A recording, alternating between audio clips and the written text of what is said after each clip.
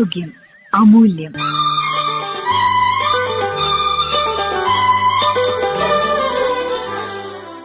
Asthma, allergy ഈ വിഷയത്തെക്കുറിച്ച് സംസാരിക്കുന്നത് ഡോക്ടർ മുഹമ്മദ് മുസ്തഫ, വയനാട് മെഡിക്കൽ കോളേജിലെ നെഞ്ചുരോഗ വിഭാഗം പ്രൊഫസറും മേധാവിയുമാണ് അദ്ദേഹം. ഈ അടുത്ത കാലത്തായി ആസ്മ അതുപോലെ തന്നെ അലർജി സംബന്ധമായ രോഗങ്ങൾ വർദ്ധിച്ചു വരുന്നതായിട്ടാണ് നമ്മൾ മനസ്സിലാക്കുന്നത്. അതിൽ പല ഘടകങ്ങളുണ്ട്. ക്രമാതീതമായി വർദ്ധിച്ചു വരുന്ന അന്തരീക്ഷ മലിനീകരണം ഒരു പ്രധാന പങ്ക് വഹിക്കുന്നു. അതുപോലെ തന്നെ മറ്റ് വ്യവസായവൽക്കരണം തുടങ്ങിയ പലവിധ ഘടകങ്ങൾ കാരണം ഈ അടുത്തായിട്ട് ഇത്തരം രോഗങ്ങൾ നമ്മൾ വർദ്ധിച്ചു വരുന്നതായി തന്നെയാണ് കണ്ടുവരുന്നത്. അലർജി എന്ന് പറയുന്നത് ഒരു അവസ്ഥ ചിലരിലെങ്കിലും ആസ്മയിലേക്ക് നയിക്കുന്നു എന്നുള്ളതാണ്. അലർജിന്റെ ചില ഒരു ഉപവിഭാഗമായി ആസ്മ വരുന്നു.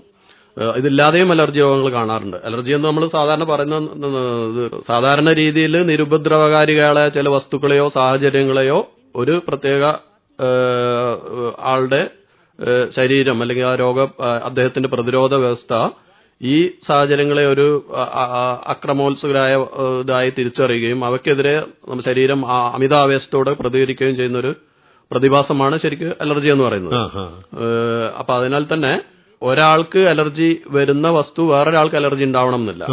അപ്പൊ അത് പിന്നെ നമ്മള് ഈ ഏത് വസ്തു അല്ലെങ്കിൽ സാഹചര്യമാണ് ഇതിലേക്ക് നയിക്കുന്നതെന്ന് തിരിച്ചറിഞ്ഞ് അതിന് എതിരെയുള്ള പ്രതിരോധ നടപടികൾ, പ്രവർത്തനങ്ങൾ അല്ലെങ്കിൽ ചികിത്സ എടുക്കുക എന്നുള്ളതാണ് സൂചിപ്പിക്കുന്നത്. പിന്നെ അതുപോലെ നേരത്തെ സൂചിപ്പിച്ച പോലെ ആസ്മ, അലർജിക് ആസ്മ എന്ന് പറയുന്ന ഒരു വിഭാഗം ഉണ്ട്. ഇതാണ് പ്രധാനമായും അലർജിയും ആസ്മയും തമ്മിലുള്ള ബന്ധം എന്ന് പറയുന്നത്.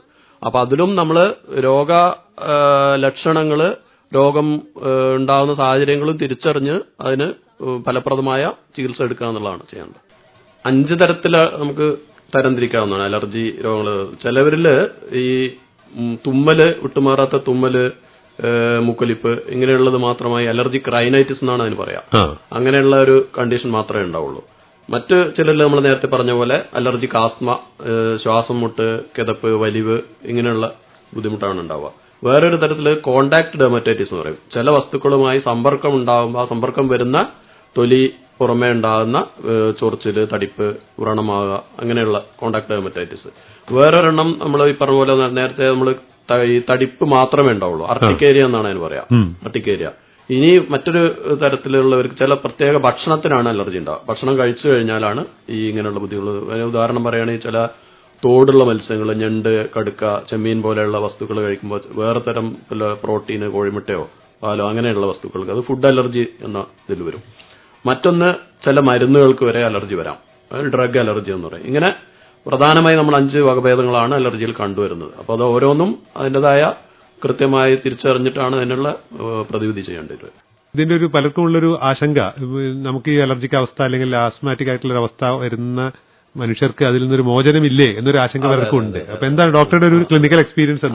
അതാ ഞാൻ ആദ്യം സൂചിപ്പിച്ചത്. ഇത് ഉണ്ടാവുന്ന കാരണം നമ്മൾ യഥാർത്ഥ ഒരു രോഗിയുടെ രോഗവിവരണം അല്ലെങ്കിൽ രോഗചരിത്രം മനസ്സിലാക്കി അവർക്ക് എന്തുകൊണ്ടാണ് ഇത് വരുന്നത് എന്നുള്ളത് ഓരോ വ്യക്തിയിലും വ്യത്യാസപ്പെട്ടിരിക്കും.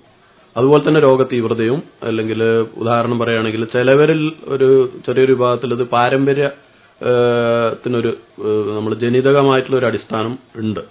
അങ്ങനെയുള്ളവരിൽ ഒരുപക്ഷെ സാധാരണ ഇതിനേക്കാളും കൂടുതൽ കാലം മരുന്നെടുക്കേണ്ടതായിട്ട് വരാറുണ്ട്. ഇത് മാറാത്തൊരു രോഗമാണ് എന്നുള്ളൊരു കൺസെപ്റ്റ് വെക്കേണ്ട കാര്യമില്ല. പക്ഷെ പിന്നെ മരുന്നുകൾ ഉപയോഗിക്കേണ്ട കാലദൈർഘ്യം നമ്മൾ സ്വയം നിശ്ചയിക്കാതെ ഓരോ വിദഗ്ധമായിട്ടുള്ളൊരു മാർഗനിർദ്ദേശം സ്വീകരിച്ചുകൊണ്ട് മരുന്ന് ഉപയോഗിക്കുകയാണെങ്കിൽ തീർച്ചയായും പിന്നെ രോഗശാന്തി ലഭിക്കുന്നതാണ്. ആസ്മ, അലർജി ഇതേക്കുറിച്ച് സംസാരിച്ചത് ഡോക്ടർ മുഹമ്മദ് മുസ്തഫ.